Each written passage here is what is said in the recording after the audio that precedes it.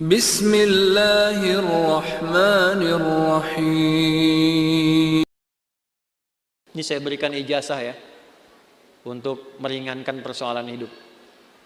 Satu, yang ini tadi, jaga rahmat Allah. Yang kedua, banyak sholawat pada Nabi.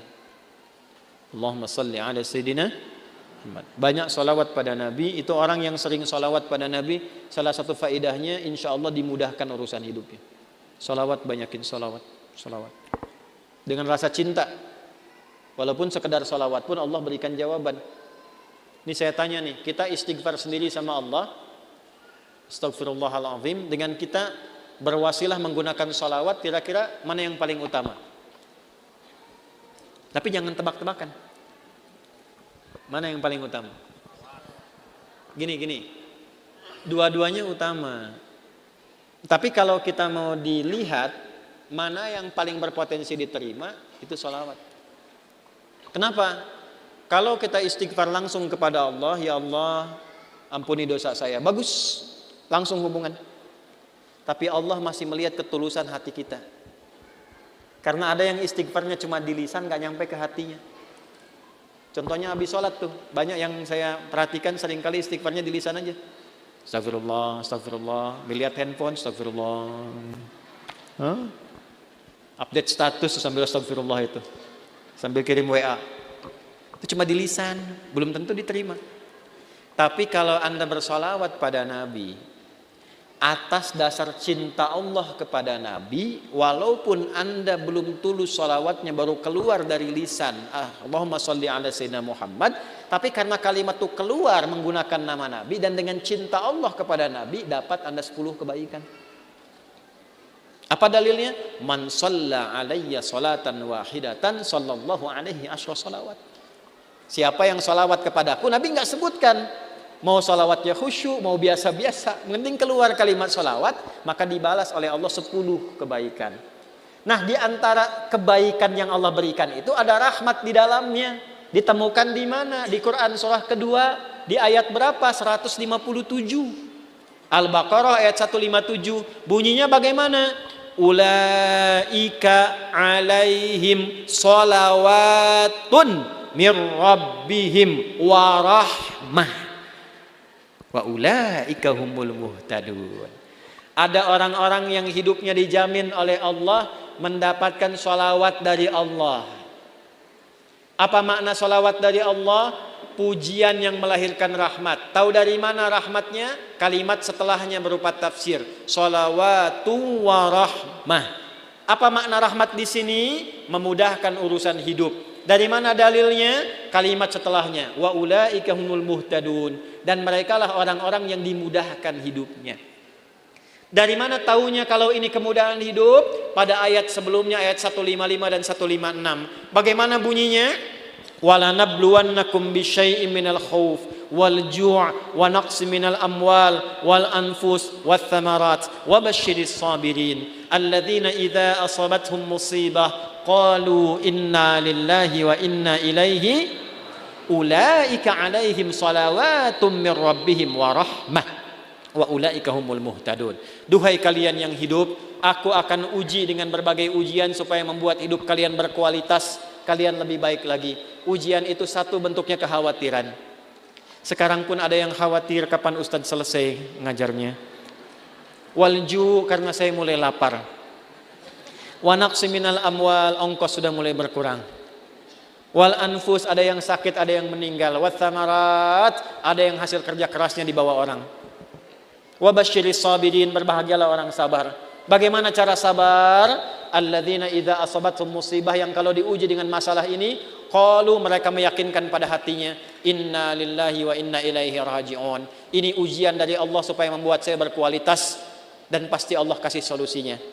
Bagaimana cara mendapatkan solusinya? Kalau orang-orang sudah bersikap begini tawakal pada Allah, maka dia berburu rahmat Allah. Ulaika alaihim salawatum mir rabbihim wa rahmah. Orang sabar begini dipuji oleh Allah, diberikan rahmat. Kalau Allah sudah kasih rahmat, maka Allah berikan kemudahan untuk menyelesaikan semua masalah hidupnya. Maka orang-orang yang mempraktekkan hadis ini, ar-rahimuna, Orang-orang yang berkasih sayang, mempraktekkan hidup dengan rahmat, langsung otomatis dijaga oleh Allah dengan rahmatnya ini supaya dimudahkan semua urusan hidupnya. Semakin kuat prakteknya, semakin mudah hidupnya. Saya berani berkata begini karena saya mencoba, benar enggak ini kan dengan keyakinan tuh. Benar enggak tuh untuk menenangkan hati, bukan meragukan itu. Seperti kata-kata Nabi Ibrahim, ya, di Al-Baqarah ayat 260. Wa idz qala Ibrahimu rabbi arini kaifa tuhyil mauta qala awalam tu'min qala bala walakin liyatma'inna qalbi. Ya Allah, tunjukkan padaku bagaimana cara Engkau menghidupkan yang mati. Kata Allah, kamu belum yakin. Kata Nabi Ibrahim, saya yakin ya Allah, supaya hati saya tenang saja. Saya lihat orang-orang dulu, kok betapa mudah hidupnya. Kita praktekkan satu-satu. Melihat orang dengan kasih sayang. Mencoba untuk memaafkan, mencoba untuk berlapang dada. Menempatkan pada tempatnya. Latihan aja, baru latihan itu dimudahkan, Pak. Baru latihan. Masih sedikit. Ini tidak beli. Ini tidak beli. Pak, ini pami kaca soca ya, aya nu ngintun. Ku bapa diangge eta biasa. Tapi Bu, kaca soca ukurannya sami persis. Tuh. Sama persis ukurannya dengan keadaan mata saya. Kan Anda nggak tahu berapa yang silindris, berapa yang minus ini. Ini kalau saya buka kacamata, laki-laki dan perempuan sama. Sama-sama manusia. Makanya kenapa Bu kalau pengajian perempuan, ibu-ibu, sab muslimah itu saya buka kacamata. Ya, tujuan utamanya supaya yang paling cantik tetap istri saya. Ya, ini sama ukurannya Pak, tuh persis. Setiap ada model baru datang ukurannya sama persis. Dari mana? Siapa yang pernah ngecek mata saya? Ini dapat hadiah juga, Allah kasih baju. Kos kaki sampai ke sepatu. Cuman modal satu hadis ini teh.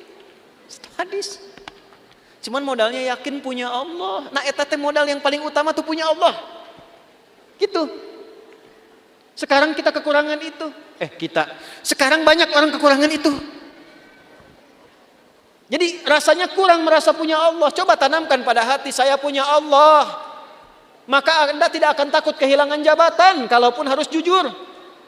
Karena punya Allah. Qulillahumma malikal mulki tu'til mulka man wa tanzi'ul mulka mimman. Karena punya Allah jangan takut kehilangan harta kalau harus sedekah. Karena punya siapa? Allah. Makanya dekati Allahnya. Ittaqillaha haitsuma kunta wa atbil hasanata sayyi'atal hasanata ihfadillaha yahfad. Jaga Allah, Allah jaga kita. Jaga Allah itu maksudnya apa? Jaga diri kita tersambung dengan Allah. Ini pakai hadisnya, pakai. Praktekkan dalam hidup. Saya bukan ingin nunjukkan ini berhasil, tidak, bukan itu. Kan bicara kalau mengalami itu enak gitu. Menceritakan pengalaman ulama itu enak yang sudah terjadi. Dulu orang begini dijaga oleh Allah. Imam Nawawi itu selama hidupnya 99% makannya diantarkan oleh ayahnya. Makannya cuma sekali malam ba'da isya. Apa yang dimakan? Kue kering dengan zaitun. Minumnya sebelum subuh. Setiap hari sampai meninggal. Karena beliau meninggal duluan, bapaknya baru meninggal 7 tahun setelah Imam Nawawi meninggal. Saking bapaknya ingin jaga anaknya terhubung dengan Allah, makanannya dijaga. 1%-nya kalau diundang, ada jamuan dipastikan dulu halal. Gak mau makan sendiri, yang lain diajak makan sama-sama. Imam Nawawi itu. Makanya sampai sekarang berkah, kitabnya masih kita jaga dan kita kaji sampai sekarang. Karena apa? Menjaga hubungan dengan Allah. Ya. Nah, itu yang kedua. Kalau kita benar jaga dengan Allah melalui rahmat Allah, praktekkan hadis ini, insya Allah hidup kita pun dijaga, dimudahkan oleh Allah sesuai dengan kadar maslahat dunia akhirat kita.